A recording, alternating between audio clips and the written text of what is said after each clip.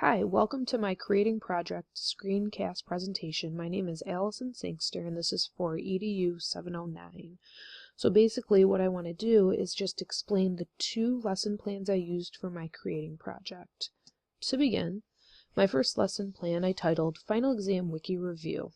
Now the reason that I came up with this lesson, or decided to use it, was because I feel that content retention among students is a challenge that teachers face, especially in mathematics. Retention is important because concepts are continually building off of previous ones. Information retention is necessary when it comes to taking final exams. Reteaching an entire year's worth of material to students in order to prepare for a final exam would be impossible. And then on top of that, every student's needs are different, so some students may only need one section retaught to them, some need more review than that. So I modeled this lesson after a case study from my searching project. So for my first lesson, as I was explaining, a quick overview of how it works is that it is designed for high school geometry classes. Students are assigned a partner in a section from the textbook. Groups will create their own wiki page that reviews their assigned section or topic. On their wiki page, they need to explain all definitions, both written and visually, make at least one printable handout that has an answer key include a helpful internet link or resource, and create a 3 to 5 minute video tutorial that explains the big ideas of their section and 2 worked out example problems. All resources should be available on each group's wiki page, which is then part of the class wiki page. When the project is complete, each student in the class will have a place to access the review material that best meets their needs in preparation for their final exam. So if a student has just 1 or 2 sections to look over, they can go access the wiki and find those sections. And if a student needs more review than that, they can review as many sections as they feel they need in order to prepare for the final exam. In terms of the necessary technology needed for this lesson, I would say that the main technology needed is my district's designated digital learning platform, which is called Haiku.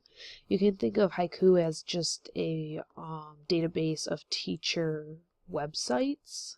Students can access assignments, resources, and web links. Students can also send messages to their teachers, participate in class discussions, or for this project, they can create wiki projects. So that's what students will be using. They'll be using the wiki that is available to them through Haiku. And since Haiku is internet-based, an internet connection and strong network would be helpful to make sure this is a successful project, as well as computer lab time, laptop carts, or a combination of both, because I plan to give my students in-class time if I were to implement this project. Students would need to have access to a word processing software program so they can create their handout.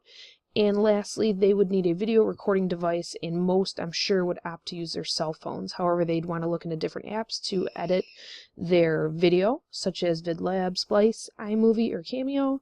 And they'd want to also look into apps that will add their voices, such as Quick Voice Recorder. So real quick, though, just to look at what Haiku looks like. Here is what I see when I log in, and what I can then do is go to my classes, and since it's a geometry lesson, I'm going to hit Geometry A and B. And in order to set up the wiki, which I already got started, I'd go down, Connect column, down to Wiki Projects. And this is where I got it started. I named it Collaborative Final Exam Review. And you can click here to manage your wiki and edit any project details that you want to, such as you could rename it. I can create my groups here, and I can also create or decide on my settings. And then lastly, you can decide when you want to do, or if you don't want to due date, whatever the case may be. I save all changes, and now the students can, once I put them into groups, can access the wiki page or the wiki project. So then back to the PowerPoint. Those would be the technologies necessary. Now, as far as advantages and disadvantages to this project, I feel like any technology project that gives students experience using different types of technology in a meaningful way is an advantage. I feel that it helps to resolve the issue of information retention among students. I think the final final product of this lesson gives students access to a resource that they can customize to their own personal learning needs. And I feel that it demonstrates the power of collaboration and what can be accomplished as a team. Now, as far as disadvantages go, I think that without strict requirements, the quality of wiki pages may vary greatly from group to group. So I think rubrics would be helpful, and then as well as, teacher monitoring what the students are doing and what they're including in their pages. So that way you don't have really, really good wiki pages with tons of information and resources and then just mediocre wiki pages. I also feel that as far as section assignments go, some textbook sections are much more challenging than others. So for the benefit of all, students should be assigned the section of the textbook that the teacher feels they are capable of handling. So that is the conclusion of lesson plan 1. On to my second lesson plan. I called it a wiki collection of three-dimensional solids, and my rationale for coming up with this lesson plan was that I know from experience that convincing students of the importance of mathematics and explaining to them just how often math pertains to real-life situations can sometimes be difficult. Then I also feel that this type of a project would instill in my students a small appreciation for the mathematics that surrounds them on a daily basis. And this lesson helps to emphasize the importance of surface area and volume in real life situations. So that's the focus, surface area and volume, and where it pertains to real life examples. So a quick overview of the second lesson. It's designed again for high school geometry students. Students will be required to make 3 contributions to the class wiki. Students are working independently. For the first contribution, students are taking a picture of one real-life example of a three-dimensional solid and measure the necessary parts of the solid in order to find both volume and surface area. Measurements should be labeled onto the picture using some form of picture editing software or an app. And then the picture should be added to the appropriate subpage of the class wiki. And the subpages would be prisms, cylinders, pyramids, cones, or spheres. So the student needs to know what they just took a picture of and where it should be added into the wiki. As far as the second contribution, each student must then pick one of their classmates' pictures and based on the given measurements, calculate both the surface area and volume of the three-dimensional solid. Students should either type their work out or write it out on paper and post a picture of it. Either way would be fine. And then for the last and third contribution, each student must check the calculations of another classmate using Geometry Sketchpad.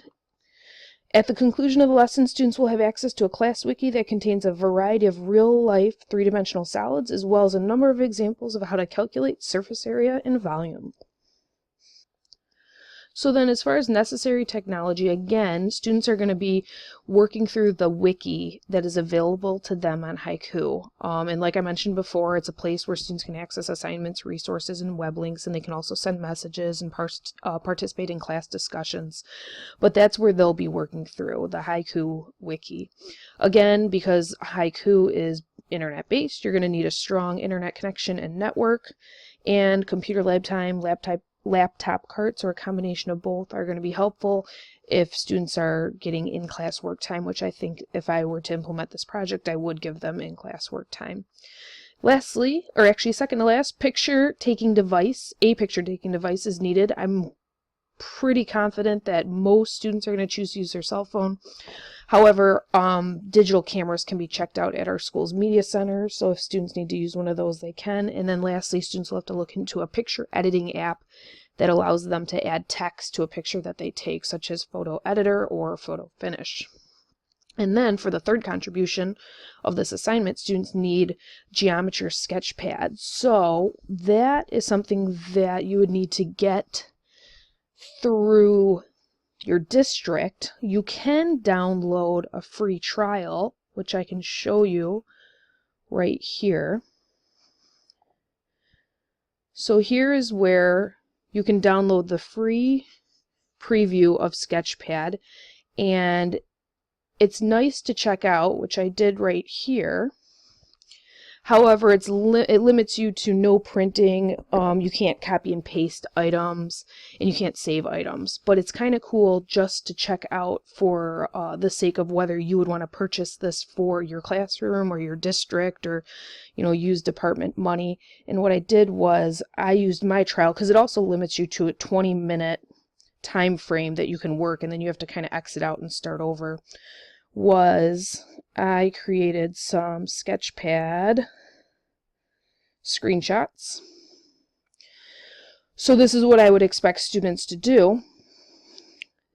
Create the picture that they're looking at from their partner, calculate measurements, and then use those measurements to calculate surface area and volume.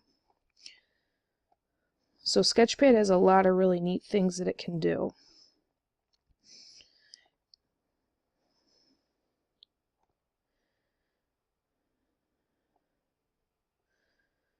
So that is what is necessary for the third contribution of the project, Geometry Sketchpad. So back to the PowerPoint. As far as advantages and disadvantages of this project, I would say, again, any experience that you're giving students using technology in a meaningful way is going to be advantageous to them.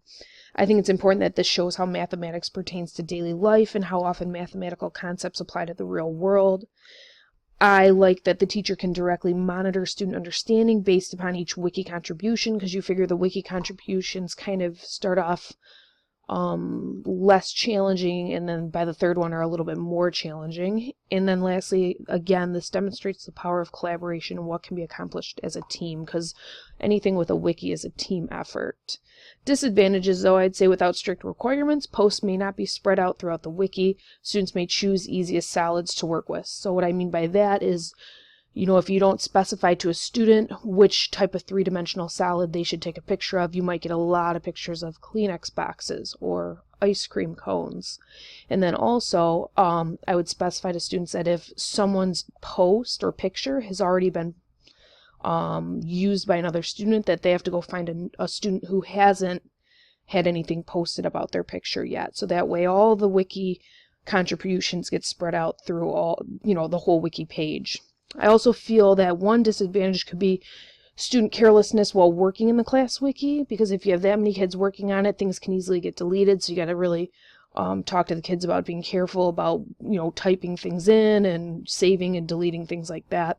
And also a little bit of a concern of mine is wiki organization. When I have that many kids working on one area of a wiki, will it stay organized, or will it be updated so often that it becomes disorganized? So those are my 2 lessons, and I hope you enjoyed my screencast presentation. Thank you.